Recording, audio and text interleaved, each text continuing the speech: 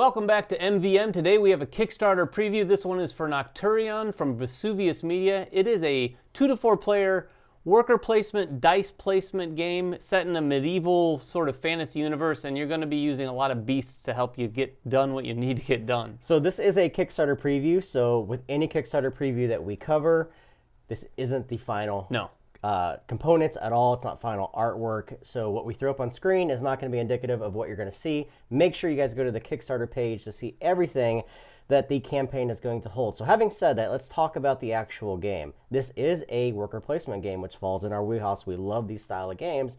And this one does some things a little bit unique. The workers are your dice in this game. And at the start of every single round, you're going to roll these dice and you're going to draft them depending on your turn order and then place them on this map that you see here. The map is comprised of different locations, so it's completely modular when you set up the board. Each of these locations is going to provide resources and they're going to provide some kind of special ability when you go to that particular location. But the locations are also tied in to this calendar that you see in the middle, which is going to break up into different sections. So the top is going to represent these three locations, and so forth, and that's important when you place your workers on those spots. Yeah, it's really cool how that center area works, because as you activate locations and take resources, it's going to move the marker around that track depending on where you go. So the players have very much a lot of control over how fast this game moves along. And that marker, as it moves around, is going to count for the different seasons within the game. So you're going to play an X number of seasons, and that's going to depend upon the number of players. So if you have a 2-player game, you're going to play 4 seasons, but if you have a 4-player game, you're going to play 8 seasons. So that's 8 times around this. And that's going to move again depending upon the locations that you go to. Then everyone's going to start with a player board, and on this player board you're going to have a couple different locations. At the top is going to be your 3 sets of armor called heirlooms in this game, which is going to represent your helmet, your chest plate, and then your legs. Now, when you build these out, as I said, these are sets, so they're going to give you set bonuses through the course of the game, up to and including having an extra die to roll on your turn, which is fantastic. And across the bottom, you're going to be able to hold 4 beasts. These beasts are going to be able to summon into play. They're going to give you victory points, and they're also going to give you some huge variable player powers through the course of the game. Yeah, the beasts are really what this game revolves around in a significant way. Structurally, it is a dice worker placement game, but you're going to be building out this tableau of beasts that do a variety of different things, including manipulating those dice that you're going to be using on the main board. Also, looking at the main board, you're going to see a number of different resources. You have wood, you have gold, and you have iron or steel. You also have 3 different types of companions. You have your warriors, which are red, you have your wizards, which are blue, and then you have your archers, which are green. All of these resources are going to be used to be able to complete quests that you see around the outside of the board. There's 3 different types of quests, and those scale in levels. You have level 1, level 2, and level 3. And to complete those, you're going to have to contribute some type or combination of resources, but you have to have a certain number of sets of your heirlooms, or your armor, so to speak. So to complete level 1s, you just need 1 of those heirlooms. To complete a level 3, you need all 3 sets of your heirloom. Right, that's just one example of how all the different pieces and parts of this game are interconnected. Like Jeremy said, the heirlooms are connected to the quests. Of course, you have to have resources to complete the quests as well, and you're going to have to go out to the board to gather those resources and use abilities to get more things going on your player board. The last 2 things I want to talk about before we get into the actual structure of the game are the curses and then the beasts. The curses are cards that you're going to be able to give out to other players. Each player can have 3 curses at any given time, and they're given by specific locations. The other ones are the beasts. Now, as David said, these are kind of the linchpin of the game. When you look at the anatomy of the beast, each of these beasts are going to give a specific number of victory points the moment that they're summoned to your player board. They're also going to require a specific type of resource to summon them, and then they all give some kind of player power, plus they have the ability to modify your dice through the course of the game. So they can be used for a variety of different ways. Yeah, and these are going to be beasts that you summon at various locations and specific ones out on the board. All the locations do a variety of different things, but one that you're going to see repeated throughout probably most of the areas, depending on how you deal out the cards, are portals that allow you to summon these beasts. So there's going to be a number of different steps that you take during a turn. The very first thing that happens is you're going to roll an X number of dice equal to the number of players, plus any reserve dice of players have added more to that through the course of the game. So to start off, I'm going to take these 3 dice. I'm simply going to roll them. The next thing is we're going to actually draft these dice in turn order. There's a couple different things you need to think about when you draft these dice. Number one, the amount of pips on it, the higher the better, isn't necessarily the thing you're looking for, because each of these different locations, if you look at the outskirts of all 4 of these different locations, they're going to have pip values. That means that if I take this 6 die, it can only be placed on locations that are on this side or on this side, because they require 1s or 6s. And quite the opposite, you have 3s and 5s and 2s and 4s.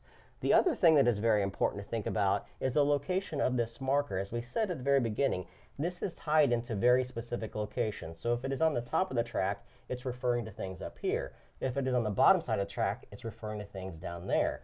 So placing or drafting the die that you wish is not only going to tell you which one of these locations you can place in, but also possibly doubling your resources if this marker is on the same location of the place that you play it. Yeah, it's going to be an interesting thing, because once everyone's drafted their die, then you're going to move into using those die. And when you use them, like Jeremy just said, there's going to be some things that happen depending on where this year marker is or the season marker is and where you place your die. So if you place in the correct region where the season marker currently is, you're actually going to be able to get double the resources up there. However, if you were the last one to have drafted, you're going to have to kind of guess what people are going to do, because that season marker is going to move around the board by the time it gets to you. So there is a little bit of strategy in trying to get into the other players' heads when you're doing this. So when you place your die, you're looking for locations that are open. A single die can only occupy 1 location. So if I go to a space and take it, another player can't place their die in that location. So the first thing I notice is the 6 matches the 6. So that is perfectly fine. When I do my turn, I'm going to actually move this marker. It's going to start here at the very beginning of the game. And I'm going to move it to the next red spot. And this is what's going to make the seasonal marker move around the track through the course of the game. Then I'm going to collect the resource on that. In this case, I'm collecting a warrior.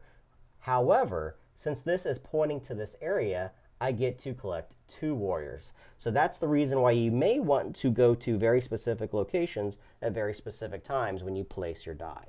It also should be noted that when you place your die, you're actually going to also replenish the resources on the opposite side of the board as well. That is how resources get replenished in this game.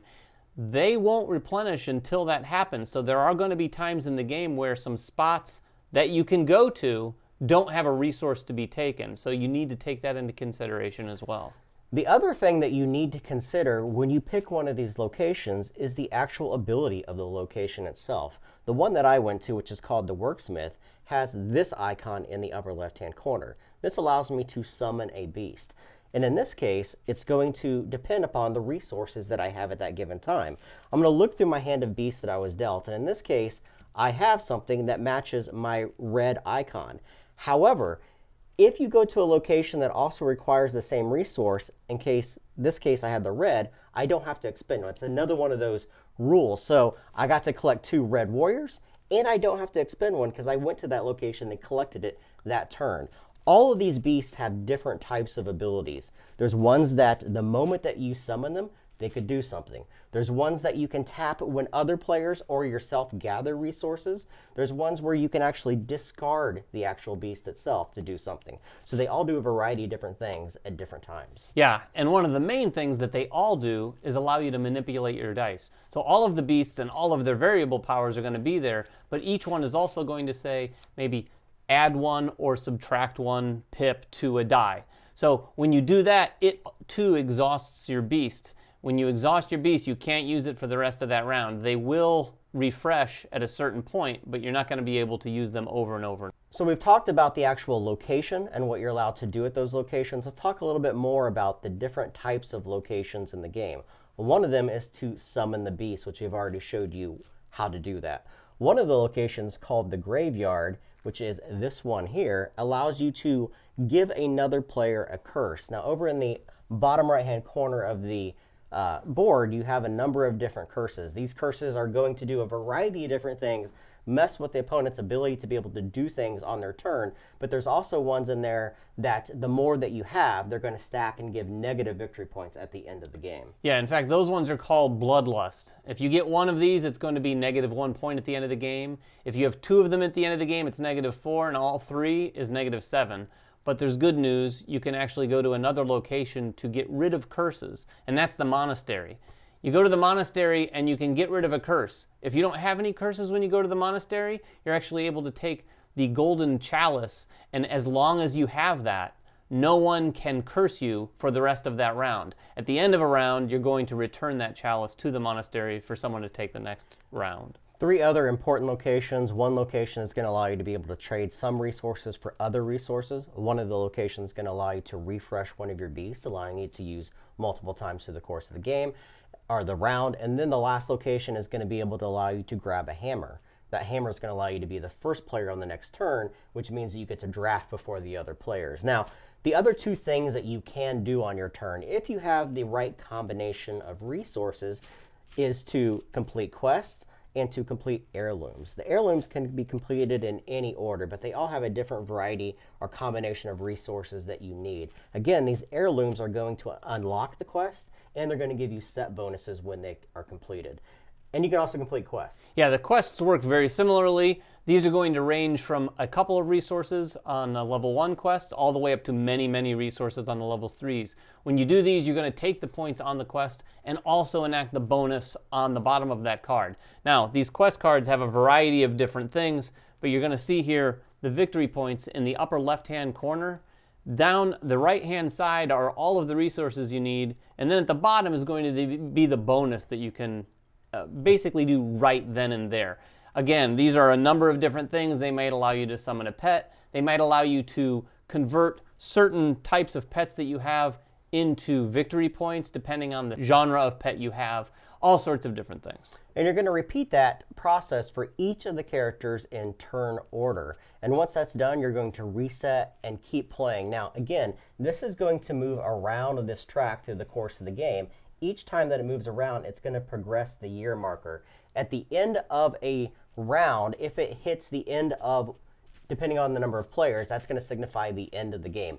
Most of the victory points within the game are going to be scored through your pets that you've summoned and through any of the quests that you've achieved through the course of the game.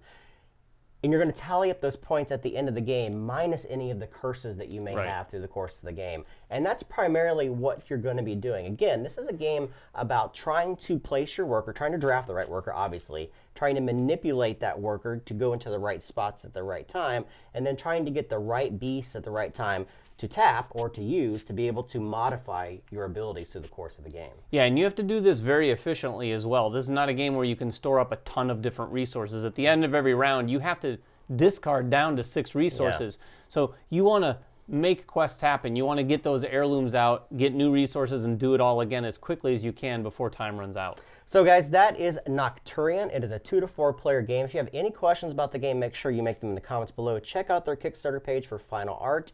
Subscribe to us, follow us on Twitter, like us on Facebook, and everything else that we do. We'll catch you guys next time. Bye-bye.